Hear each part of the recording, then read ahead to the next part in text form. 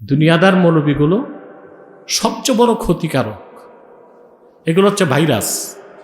এগুলো কি এদের কোনো দল নাই, ব্যবসায়ীদের কোনো দল নাই, সন্ত্রাসীর কোনো, আর দুনিয়াদার মৌলবীদের ওরা হচ্ছে যখন যেই পাত্রে ওই পাত্রের রং ধারণ করে।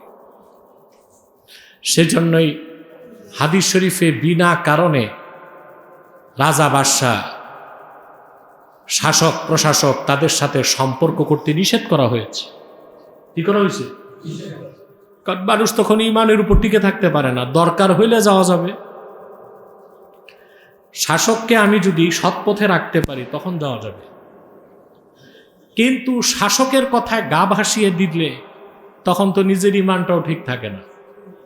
রাসূলুল্লাহ সাল্লাল্লাহু আলাইহি ওয়াসাল্লামের হাদিস হযরত উবাইদ ইবনে উমাইর রাদিয়াল্লাহু তাআলা আনহু বর্ণনা করেছেন, আন্নান নবিয়্য সাল্লাল্লাহু আলাইহি ওয়াসাল্লাম قال মাসদাদ রাজুলুম মিনাস সুলতানি কুরবান ইল্লা ইজদাদা মিনাল্লাহি বু'দা।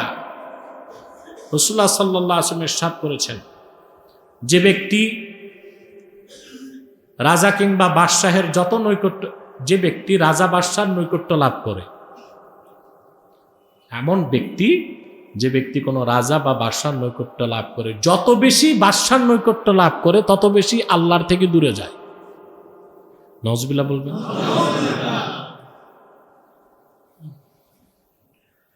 ওয়ালা কাসুরাত আতবাউহু ইল্লা কাসুরাত শায়াতিনুহু। আর ওই রকম দুনিয়াদার আলেমের অনুসারী যত বাড়ে তার শয়তানের সংখ্যা তত বাড়ে। শয়তানের সংখ্যা, আহা, হাদিসের কথা কতটা বাস্তব। এই যে বাংলাদেশের যে মৌলবীগুলো হচ্ছে মোটিভেশনাল স্পিচার, কিছু বক্তা আছেন, এদের নাম কি? মোটিভেশনাল স্পিচার। ওনারা মানুষকে মোটিভেট করে। কি মোটিভেট করে? কে কে হারাম প্রেম করবেন হাত উঠান। তো যত বখাটে ছেলে মনে করে প্রেম ও হালাল আছে, দুই হাত তুলে বসে থাকে। কিছুদিন পর বলবে কে কে হালাল মদ খাবেন হাত উঠান। এদের অনুসারীগুলো কি ভালো মানুষ না শয়তান? এই ধরনের মানুষের যত অনুসারী বাড়ে তাদের শয়তানের সংখ্যা তত বাড়ে। ওয়ালা কাসুরা মালুহু ইল্লা ইশতাদ্দা হিসাবুহু। আর তাদের মাল সম্পদ যত জমা হবে, কারণ এগুলো তো করি দুনিয়াদার আলেমরা টাকার জন্য, যত বেশি তাদের সম্পদ জমা হবে তাদের হিসাব তত কঠিন হবে। বলেন নাউজুবিল্লাহ। হযরত হুযায়ফা ইবনুল ইয়ামান রাদিয়াল্লাহু তাআলা আনহু ওনার অনুসারীদেরকে নসিহত করেছেন, ইয়াকুম ওয়া মাওয়াকিফাল ফিতান। সাবধান, তোমাদের উপর আবশ্যক হচ্ছে ফিতনা যেখান থেকে উৎসারিত হয় ওই সব জায়গা থেকে দূরে থাকা। তো ওনাকে জিজ্ঞেস করা হয়েছে, ওয়ামা মাওয়াফিকুল ফিতান, ফিতনা ফাসাদের উৎপত্তি কোথা থেকে হয়? তিনি বলেছেন, আবওয়াবুল উমারা, শাসকদের দরজাগুলো থেকেই ফিতনা ফাসাদ সৃষ্টি হয়। এসব হচ্ছে দুনিয়াদার আলেমদের কথা। কাদের কথা? মুহাক্কিকগণ বলেন, ইযা রাআইতা আলিমান ইয়াখতালিফু ইলাল উমারা ফা'লাম আন্নাহু আহমাক। যখন তুমি দেখবা কোনো আলেম রাজা বাদশাহ শাসক মন্ত্রী এমপিদের দরজায় শুধু দৌড়ায়, নিশ্চিত মনে রাখবা লোকটা আহমক। লোকটা কি? আহমক। আপনি রাজা বাদশাহ শাসক মন্ত্রী এমপি প্রশাসনের সাথে সম্পর্ক রাখতে পারবেন ন্যাক উদ্দেশ্যে, যে আমি তাদেরকে সৎ উপদেশ দিব, সৎ পথে চালাবো, দিনের পক্ষে রাখবো, দিনের পক্ষে রাখবো। আর যদি দিনের বিপক্ষে যায় আমি সরে যাব, কিন্তু দুনিয়াদার আলেম তো সরে না। এই হালুয়া রুটির ভাগ খেতে তাদের শিরককে সমর্থন করে, তাদের কুফরকে সমর্থন করে। নাউজুবিল্লাহ। অতএব যে কথা বলছিলাম, আসহাবে কাহাফের 7 যুবক বাদশার সামনে দাঁড়িয়ে বলল, আমরা শিরকের সাথে কোনো আপোষ নাই, কখনোই আল্লাহকে বাদ দিয়া অন্য কোনো উপাস্যের ইবাদত করব না। তাদের পক্ষে সম্ভব হয়েছিল কেন? তাদের ইমানটা হয়ে গেছিল ইমানে গাইবি। আল্লাহ তাদেরকে রুশদ, সুবহানাল্লাহ, ইমানের উপর ইস্তেকামাত দান করেছিলেন, বলেন সুবহান। আশ্চর্য হবেন মুসলমান, আল্লাহর হাবিব সাল্লাল্লাহু আলাইহি সাল্লামের প্রত্যেক মহান সাহাবীর ইমান ছিল ইমানে গাইবি, ইয়াকিন ছিল হাক্কুল ইয়াকিন, আর তারা সবাই ছিলেন রাশিদুন।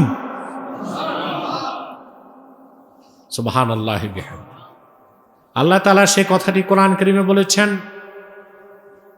ولكن الله حبب إليكم الإيمان وزينه في قلوبكم وكره إليكم الكفر والفسوق والعصيان أولئك هم الراشدون। আল্লাহ সূরা হুজুরাতে আপন হাবিব সাল্লাল্লাহু আলাইহি ওয়াসাল্লামের প্রিয় সাহাবীদেরকে লক্ষ্য করে বলেন, বরং হে সাহাবীগণ, আল্লাহ তাআলা তোমাদের কাছে ইমানকে প্রিয় করে দিয়েছেন, আর তোমাদের অন্তরসমূহে ইমানকে সাজাই দিয়েছেন। মহব্বতে বলি সুবহানাল্লাহ। ওয়া কাররাহা ইলাইকুমুল কুফরা ওয়াল ফুসুক ওয়াল ইসয়ান, আর আল্লাহ তাআলা কুফরিকে, নাফরমানিকে, অবাধ্যতাকে তোমাদের কাছে নিকৃষ্ট করে দিয়েছেন, অপ্রিয় করে দিয়েছেন। আল্লাহ পাক বলেন, উলাইকা হুমুর রাশিদুন, আমার হাবিবের এই সকল সাহাবীগণ হচ্ছে রাশিদুন, সঠিক পথ প্রাপ্ত, চূড়ান্ত হেদায়েতের উপর অধিষ্ঠিত, পরিপূর্ণ ইমানের ধারক বাহক, বলেন সুবহানাল্লাহ। আমরা এখান থেকে দেখতে পাই রাসূলুল্লাহ সাল্লাল্লাহু আলাইহি ওয়াসাল্লামের সকল সাহাবী সত্যের মানদণ্ড, মেয়ারুল হক ওয়াল আদালা। সাহাবায়ে কেরাম সত্যের মানদণ্ড কিনা? সাহাবায়ে কেরাম সত্য ন্যায়পরায়ণতার মানদণ্ড। এই কথা যারা বিশ্বাস করে না তাদেরকে আমরা নিকৃষ্ট, পথভ্রষ্ট, খারিজদের উত্তরসূরি মনে করি। আমরা বিশ্বাস করি রাসূলুল্লাহ সাল্লাল্লাহু আলাইহি ওয়াসাল্লামের মহান সাহাবীগণ প্রত্যেকেই ছিলেন হেদায়েতপ্রাপ্ত, নাজাতপ্রাপ্ত, চূড়ান্ত হেদায়েতের অধিকারী, ইমানের চূড়ান্ত স্তরে অধিষ্ঠিত, বলেন সুবহানাল্লাহ। তা আমাদের রুশতে লাগবে কথা বলে। তো ইমানটাকে কি করতে হবে? ইমানে গাইবি।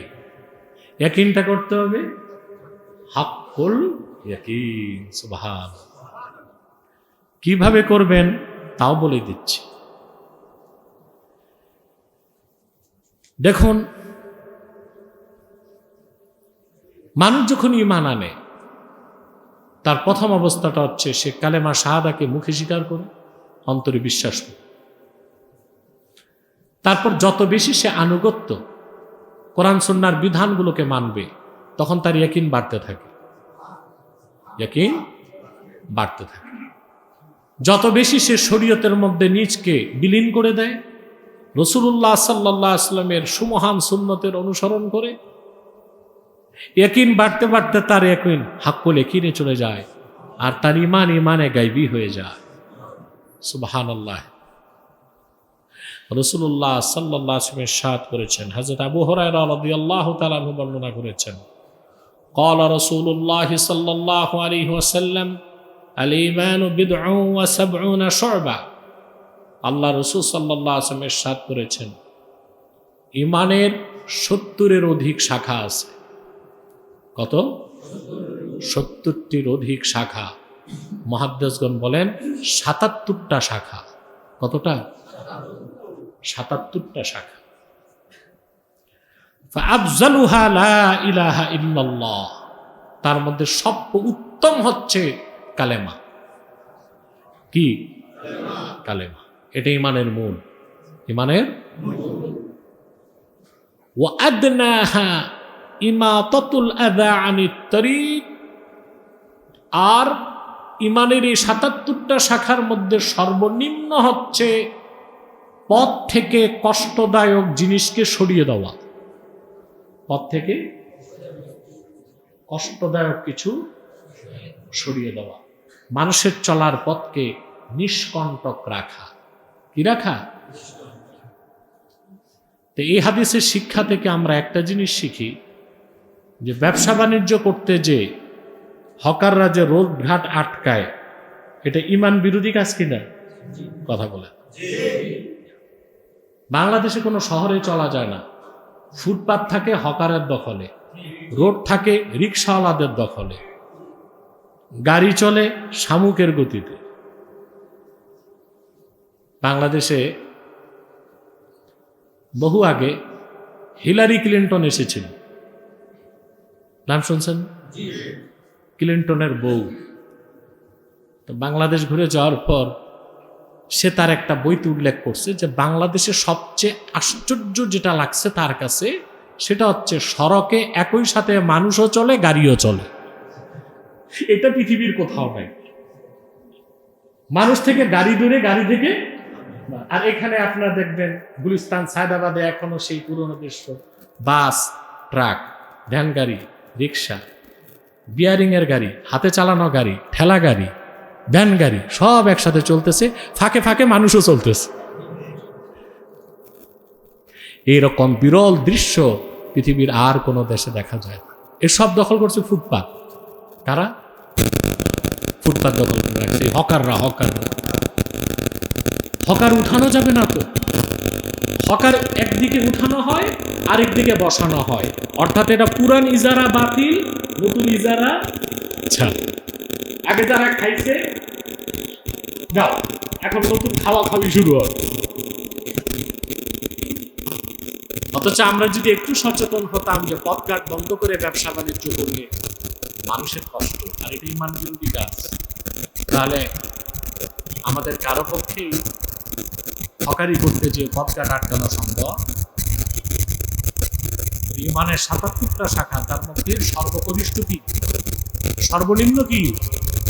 পথ থেকে কষ্টদায়ক জিনিসকে অপসারণ। ঈমানের এই যে ৭৭টা শাখা, মুহাদ্দিসগণ বলেন, শাব্বাহা রাসূলুল্লাহ সাল্লাল্লাহু আলাইহি সাল্লাম আল ঈমানা বিশাজারাতি যাতি আগসান কামা শাব্বাহাল ইসলাম বিখিবাইন যাতি আমুদা। রাসূলুল্লাহ সাল্লাল্লাহু আলাইহি সাল্লাম ইসলামের দৃষ্টান্ত দিয়েছেন একটি তাঁবুর সাথে। কিসের সাথে? আল্লাহ রাসূল সাল্লাল্লাহু আলাইহি ওয়াসাল্লাম বলেছেন, বুনিয়াল ইসলামু আলা খামস, ইসলাম 5টি ভিত্তির উপর প্রতিষ্ঠিত। সেখানে দেখা যায় রাসূলুল্লাহ সাল্লাল্লাহু আলাইহি সাল্লাম ইসলামের দৃষ্টান্ত দিয়েছেন একটি অসংখ্য খুঁটি বিশিষ্ট তাঁবুর সাথে। মূল খুঁটি হচ্ছে কালেমা, বাকি হচ্ছে নামাজ, রোজা, হজ, যাকাত। কথা বলে। আর ঈমানের দৃষ্টান্ত দিয়েছেন এমন একটি বৃক্ষের সাথে যা অসংখ্য শাখা বিশিষ্ট। মূল যে কাণ্ড ওইটা হচ্ছে কালেমা। তারপর আরো আছে 70-এর অধিক শাখা। নামাজ একটা শাখা, রোজা একটা শাখা, হজ একটা শাখা, এরকম আছে কতটা শাখা? 70-এর অধিক। ওগুলোকে বলা হয় উমুরুল ঈমান। যে ব্যক্তি ঈমান আনার পরে ঈমানের এই ৭৭টা শাখা পরিপূর্ণভাবে নিজের অন্তরে আনতে পারবে, তার ইয়াকিন হয়ে যাবে হাক্কুল ইয়াকিন, তার ঈমান হয়ে যাবে ঈমানে গায়বী, আর সে তখন রাশিদুনের কাতারে শামিল হয়ে যাবে। সে জীবন উৎসর্গ করবে ঈমান। আল্লাহ আমাদেরকে সেই সৌভাগ্যটা দান করুক, বলুন। রাসূলুল্লাহ সাল্লাল্লাহু আলাইহি ওয়াসাল্লামের মহান সাহাবীগণ চরম প্রতিকূল মুহূর্তেও জীবন দিয়েছেন, ঈমান দেন নাই। সুবহানাল্লাহ। হযরত আম্মার, হযরত ইয়াসির, হযরত সুমাইয়া। হযরত সুমাইয়া রাদিয়াল্লাহু তাআলা আনহাকে বলা হয় আউয়ালু শাহীদাতিন ফিল ইসলাম। ইসলামের প্রথম নারী শহীদ হয়েছেন যিনি, তার নাম কি? সুমাইয়া। তিনি হযরত আম্মারের মা। হযরত আম্মারের পিতার নাম ছিল ইয়াসের। কি নাম? হযরত সুমাইয়াকে কাবার চত্বরে আবু জেহেল পাথর বর্ষণ করে শহীদ করেছে। যতক্ষণ পাথর বর্ষণ করা হয়েছে তার দুই ঠোঁট নড়েছে আর আল্লাহর কালেমার শাহাদা উচ্চারণ করেছে। হযরত ইয়াসেরকেও চরম নির্যাতন করা হয়েছে। তাদেরই সন্তান আম্মার। কি নাম? রাদিয়াল্লাহু তাআলা। একদিন তো তাকে কষ্ট দিতে দিতে আবু জেহেল তার শরীরে আগুন ধরায় দিস। একজন মানুষ, জীবন্ত মানুষ, দাউ দাউ করে আগুন জ্বলছে আর তিনি মরুভূমিতে দৌড়াচ্ছেন বাঁচার জন্য। আবু জেহেলের ভয়তে কেউ যায় না পানি নিয়ে। রাহমাতুল আলামিনের কানে সংবাদটা পৌঁছার পর আল্লাহর হাবিব দৌড়িয়ে আসলেন। হাতে বালি নিলেন না, পানিও নিলেন না, আম্মারের সামনে দাঁড়ায় আগুনকে ধমক দিলেন আল্লাহর হাবিব, ইয়া নারু কুনি বারদাও ওয়া সালামান আলা আম্মার কামা কুনতি আলা ইব্রাহিম। হে আগুন, তুমি আমার সাহাবী আম্মারের জন্য শান্তিদায়ক ঠান্ডা হয়ে যাও, যেভাবে আরেকবার হয়েছিল আমার দাদা ইব্রাহিমের জন্য। মুহূর্তেই হযরত আম্মারের শরীরের আগুন বাতাসের সাথে মিশে গেল। হযরত খাব্বাবকে তীরের আঘাতে তার শরীর থেকে গোশতকে ছিন্ন করে দেওয়া হয়েছে। ঈমানের উপর অটল অবিচল ছিলেন। সুবহানাল্লাহ। অতএব আমাদের ঈমানকে চূড়ান্ত স্তরে নিতে হবে। সেই জন্যে ঈমান আনার পরে আকীদাকে সহি করতে হবে। ঈমান ও ইসলামের কোনো বিষয়ে সন্দেহ থাকতে পারবে না। সন্দেহ থাকতে, আমাদের দেশে এমন বহুত মুসলমান আছে, নামাজ পড়ে, রোজা রাখে, হজ করে, দাঁড়িয়েও আছে, কিন্তু শরিয়া আইন দিয়া দেশ চলুক এটা চায় না। তার দৃষ্টিতে শরিয়া আইনের চেয়ে প্রচলিত আইন উত্তম। এটা কি মুসলমান? না, একেবারে লেভেন্টিস টাইপের মুনাফিক, পাক্কা মুনাফিক। ঠিক কিনা? তো বোঝা যাচ্ছে আপনার ইসলাম যে পরিপূর্ণ জীবন বিধান, আর রাসূলুল্লাহ সাল্লাল্লাহু আলাইহি সাল্লাম ১৫০০ বছর আগে যে বিধান দিয়েছেন রাষ্ট্র পরিচালনার ক্ষেত্রে, এখন সেটা আর সচল না, এই সন্দেহ আছে আপনার। অথচ আল্লাহ বলেছেন, ইন্নামাল মুমিনুনা আল্লাযীনা আমানু বিল্লাহি ওয়া রাসূলিহি সুম্মা লাম ইয়ারতাবু। ঈমান আনার পরে যারা ঈমান ও ইসলামের কোনো একটি বিষয়ে ন্যূনতম সন্দেহ রাখলো না। সুবহানাল্লাহ। ঈমান কি? আমান্না সাল্লামনা, ঈমান আনছি, গ্রহণ করছি। যদি, কেন, কিন্তু প্রশ্ন করার সুযোগ, আপনি খাঁটি মুমিন হবেন। আপনি খাঁটি মুমিন হবেন, পরিপূর্ণ মুসলিম হবেন। আল্লাহ আমাদের সকলকে খাঁটি মুমিন হওয়ার তৌফিক দান।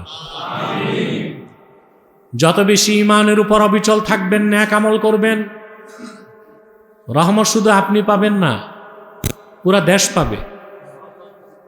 আপনাদের মনে আছে করোনাকালীন সময়ে কোভিড-19 সারা দুনিয়া অচল হয়েছে, বাংলাদেশ কি অচল ছিল? মসজিদগুলোতে নামাজ চলেছে, মাকতুবগুলোতে কোরআন তেলাওয়াত চলেছে, ফাঁকে ফাঁকে ওয়াজ মাহফিলও হয়েছে। আমেরিকাতে 50 লক্ষের অধিক মানুষ মারা গেছে, ওরা গোপন করছে। ইউরোপে কয়েক কোটি লোক মারা গেছে, ওরা গোপন করছে। আমাদের পাশে যে ভারত, 2 কোটি মানুষ মারা গেছে কোভিডে, করোনায়। স্যাটেলাইট ফুটেজ থেকে দেখা গেছে যমুনা নদীতে শুধু মানুষের লাশের সারি। তা আমরা বাংলাদেশ পাশেই তো ছিলাম। আমাদের দেশে করোনায় মৃত্যুর সংখ্যা 10,000ও পার হয়নি। কেন? এই রহমত কেন? এই দেশের মসজিদগুলোতে আজান হয় 5 ওয়াক্ত, মাদ্রাসাগুলোতে কোরআন হাদিসের তেলাওয়াত হয়, ওয়াজ মাহফিল হয়, জিকির ফিকির হয়, আল্লাহর রহমত আমরা পেয়েছি। আল্লাহর রহমত ছাড়া বাঁচা যায় না। আপনারা জানেন, সেটাও ভালো হয়। আল্লাহ আমাদেরকে সুযোগ দান করুন। ওয়াখির দাওয়ানা আনিল হামদুলিল্লাহি রাব্বিল আলামিন।